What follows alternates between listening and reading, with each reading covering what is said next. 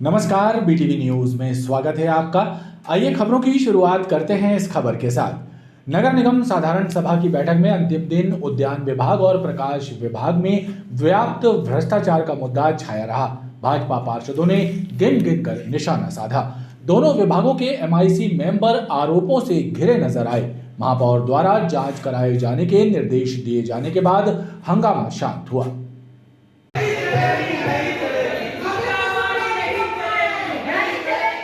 नगर निगम साधारण सभा की बैठक 3 दिनों तक चलने के बाद समाप्त हो गई, लेकिन अंतिम दिन उद्यान विभाग, प्रकाश विभाग और पीडब्ल्यूडी विभाग में व्याप्त भ्रष्टाचार का मुद्दा छाया रहा। भाजपा पार्षदों ने भ्रष्टाचार की जांच कराने की मांग की।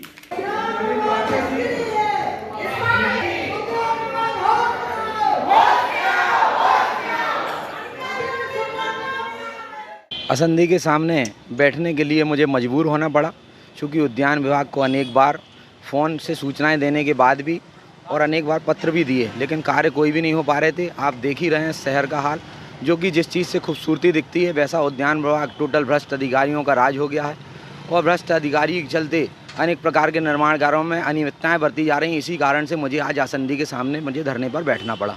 क्या अनियमितताएं थी उसमें? आप देखें अगर तो उद्यानों में ग्रास कटिंग नहीं होना, पेड़ झाड़ों की कटिंग नहीं होना और 65 लाख रुपए से सिर्फ बाउंड्री वाल का निर्माण किया जा रहा है। एयर क्वालिटी के मद में माननीय देश के यशस्वी प्रधानमंत्री इस नगर निगम के लिए करोड़ों रुपए की राशि भेजते हैं, लेकिन उसमें लूटपाट करके और इन भ्रष्ट अधिकारियों के द्वारा कोई भी कार्य नहीं किया जाता है।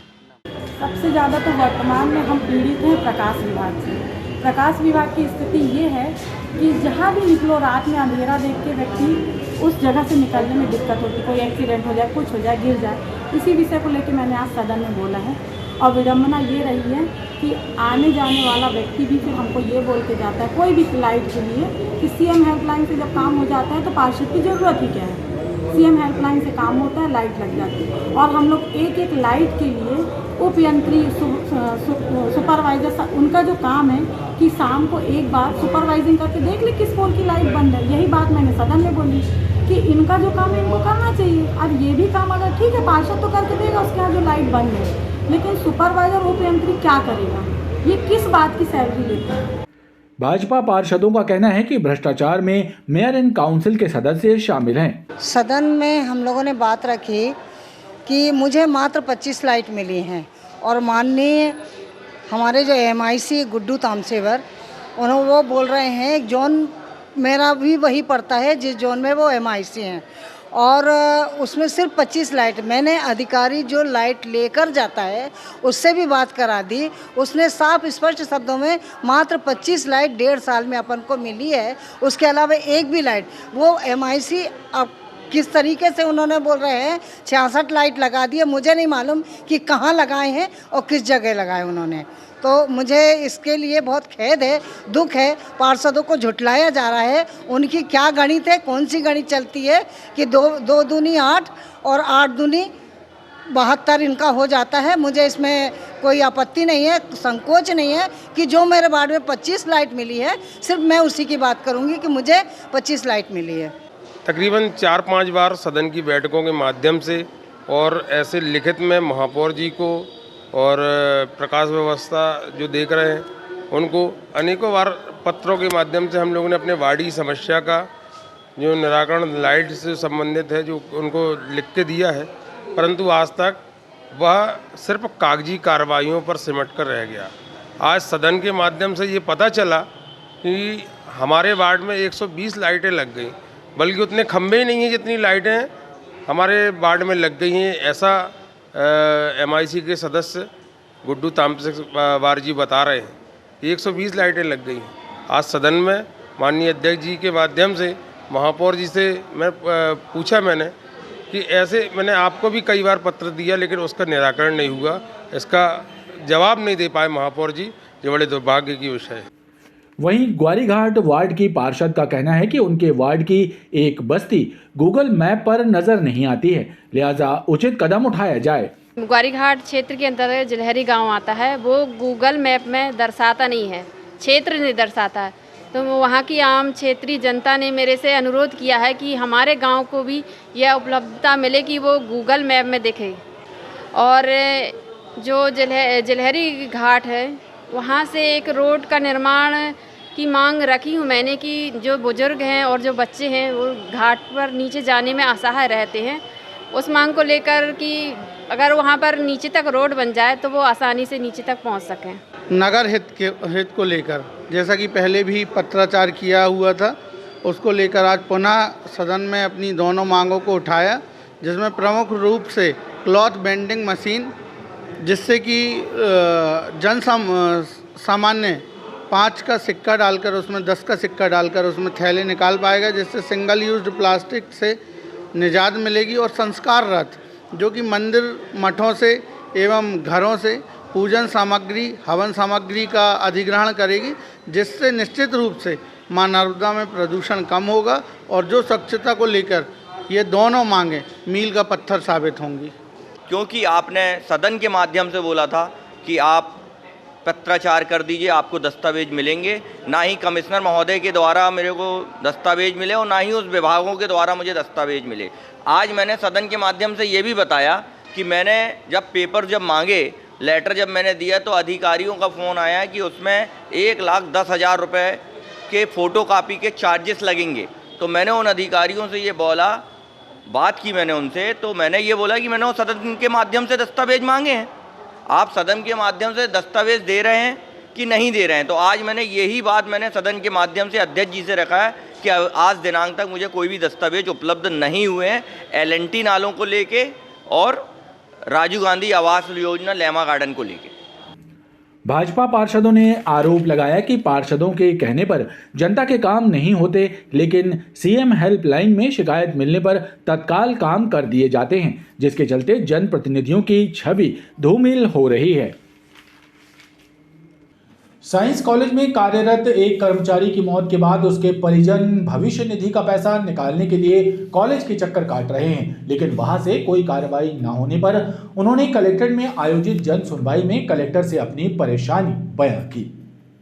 कलेक्ट्रेट में आयोजित जन सुनवाई में बिलहरी से आई कमलाबाई चौधरी ने बताया कि साइंस कॉलेज में कार्यरत वीरेंद्र चौधरी की मौत के कई साल बाद भी उन्हें भविष्य निधि का पैसा नहीं मिला है, लिहाजा वो परेशान है।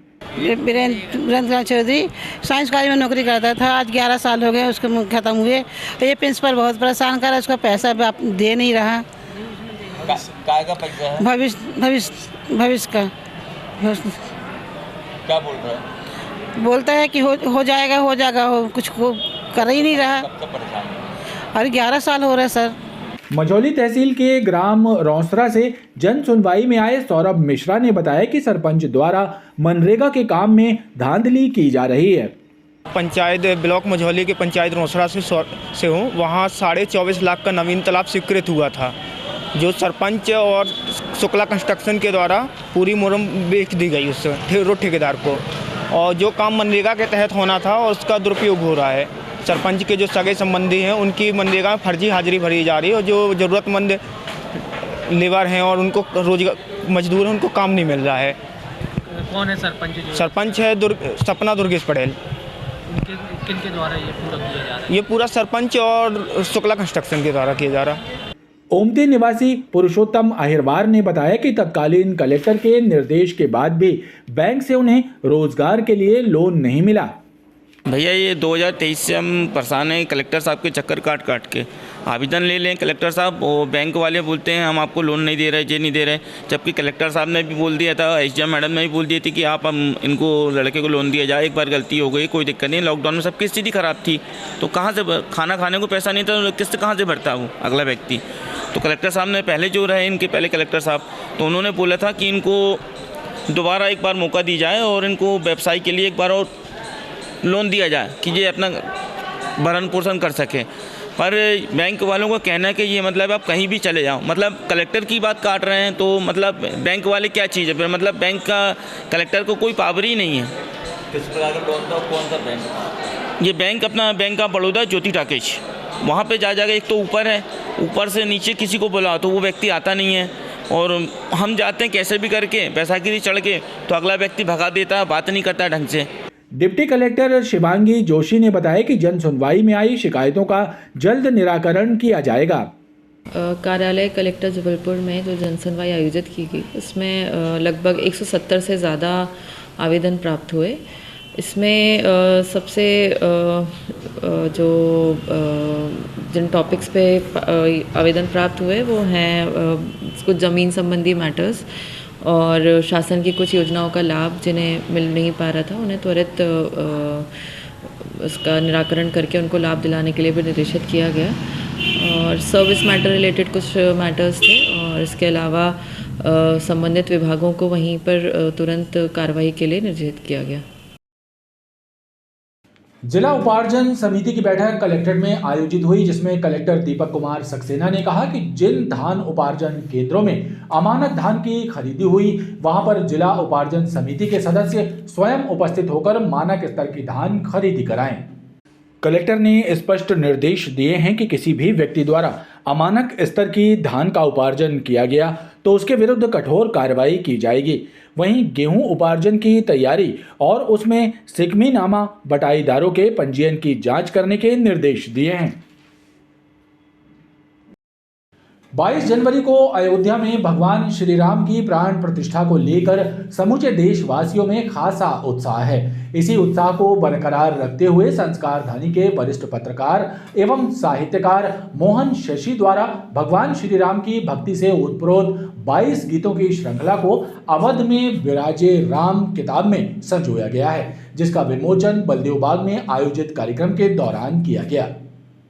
साहित्यकार मोहन शशि द्वारा भगवान श्री राम की भक्ति में ओतप्रोत 22 गीत लिखे गए हैं और उन्हें एक किताब में संकलित किया है, जिसका नाम अवध में राम विराजे हैं। इस किताब का विमोचन बलदेव बाग क्षेत्र में आयोजित कार्यक्रम में किया गया।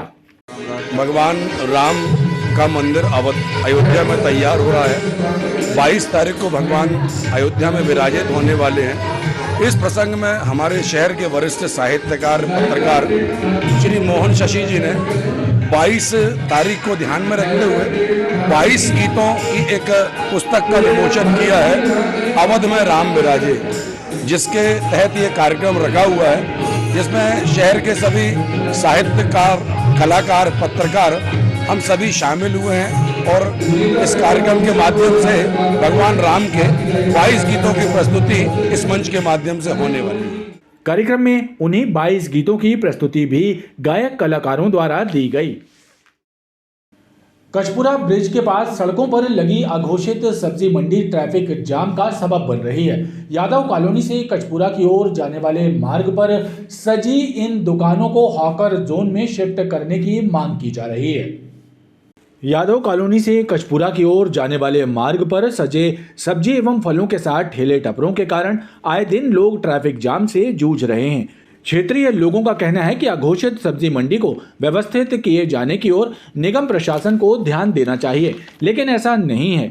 वहीं हॉकर जोन भी बना हुआ है, इसके बावजूद भी वहां पर इन्हें शिफ्ट नहीं किया गया। जो आप देख रहे हैं सामने रोड पे जो स्ट्रीट वेंडर लगे हुए हैं, अवैध वेंडर लगे हुए हैं, इनके लिए स्थान दिया गया है। सब्जी के ठेले जो लगे हुए हैं, इनको उचित स्थान दिया गया है ठेला लगाने के लिए, पर ये रोड पे लगाते हैं, जिससे जाम की स्थिति दिन प्रतिदिन निर्मित होते जा रही है। ये कचपुरा के पास लगाया गया है, इनको दिया गया है। क्या कहना चाहेंगे, क्या दिक्कत? इस विषय में ये कहना चाहेंगे कि इन्हें उचित जगह पे नगर निगम द्वारा बैठाया जाए, ताकि रोड की जो जाम की स्थिति है वो हटाई जाए यहाँ से। क्या देखते हैं आप सड़कों पर? सड़कों पे गंदगी देखते हैं, रोज यहाँ जाम लगता है, इससे निजात नहीं मिल पा रही।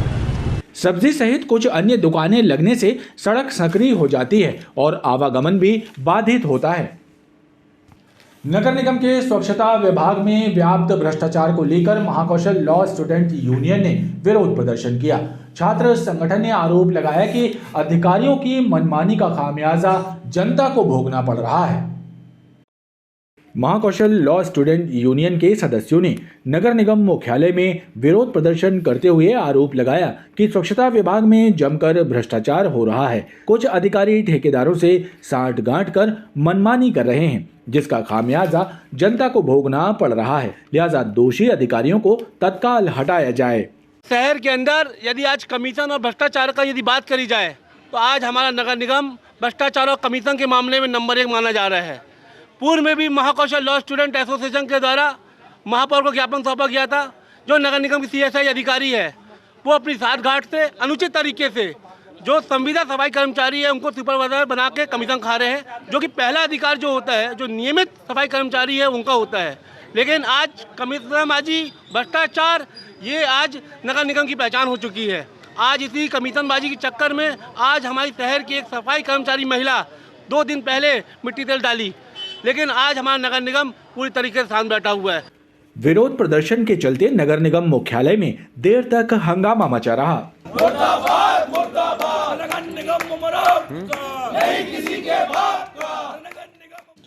शासकीय आदर्श विज्ञान महाविद्यालय में सोमवार को हुए विवाद के बाद अखिल भारतीय विद्यार्थी परिषद एवं MPSU ने नारेबाजी करते हुए विरोध प्रदर्शन किया और छात्रों द्वारा की गई मारपीट के मामले में कॉलेज प्रबंधन से कार्रवाई करने की मांग की। इस दौरान कॉलेज में हंगामे की स्थिति बनी रही और एहतियात के तौर पर पुलिस बल भी तैनात रहा। नहीं चलेगी, नहीं चलेगी। छात्रों को सुरक्षा का इंतजाम करो, इंतजाम करो, इंतजाम करो। अरे गुंडों से गठबंधन करना बंद करो।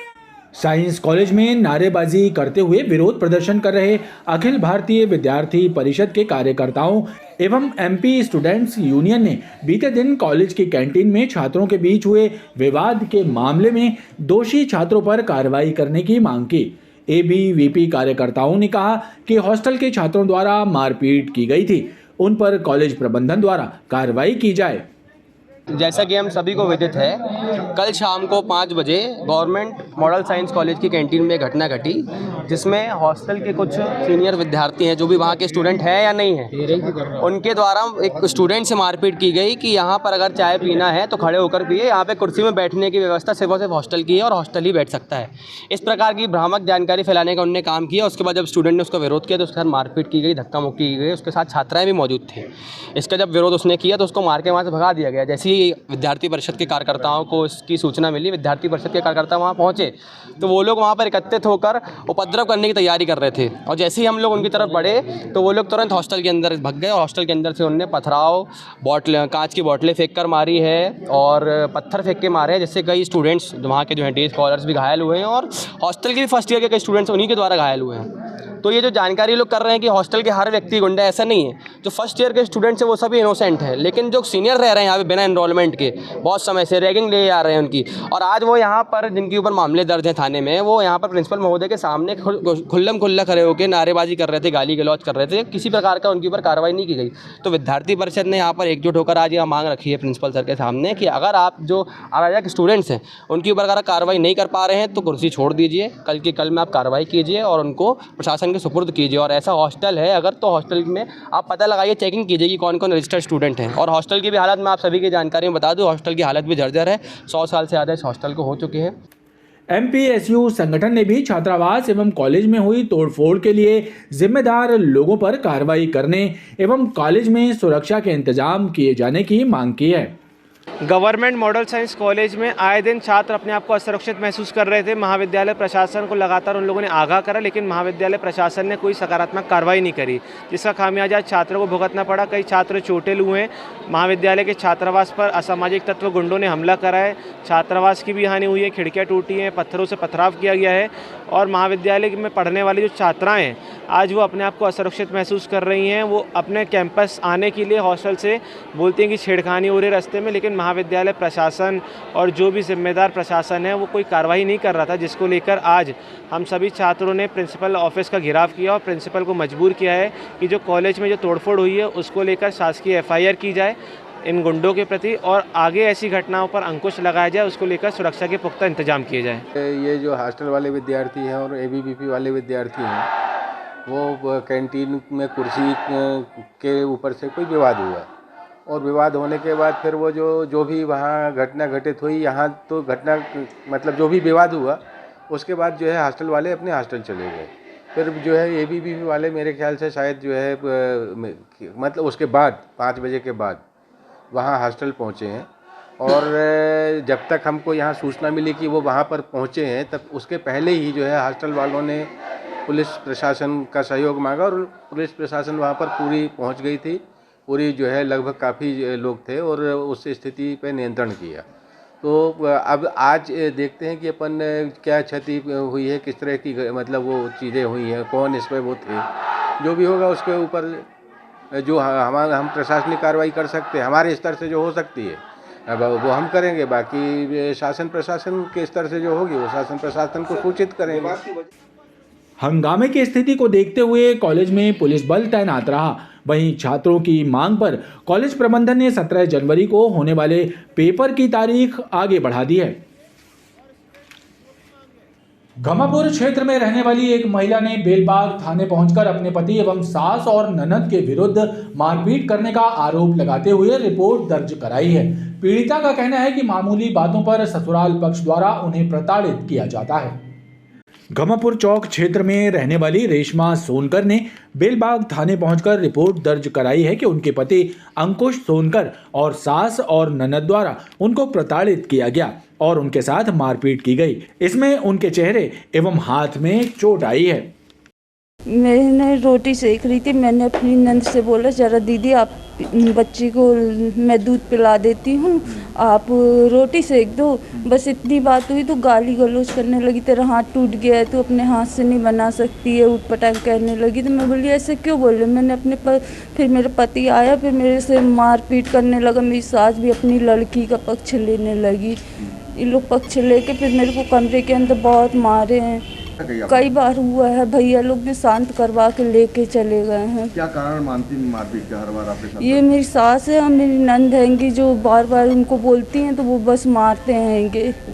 मामला ये है कि प्रार्थी रेशमा सोनकर हैं, जिनके पति अंशु सोनकर, निशा सोनकर ननद है और संतोषी बाई जो सास है। इन तीनों के बीच मारपीट हुई है और ये अपने घर के सामने जो मारपीट हुई है।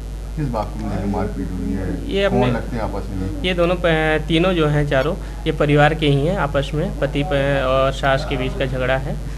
पुलिस ने मामला कायम कर कार्रवाई शुरू कर दी है। खबरों का ये क्रम लगातार जारी है, आप देखते रहिए BTV न्यूज़।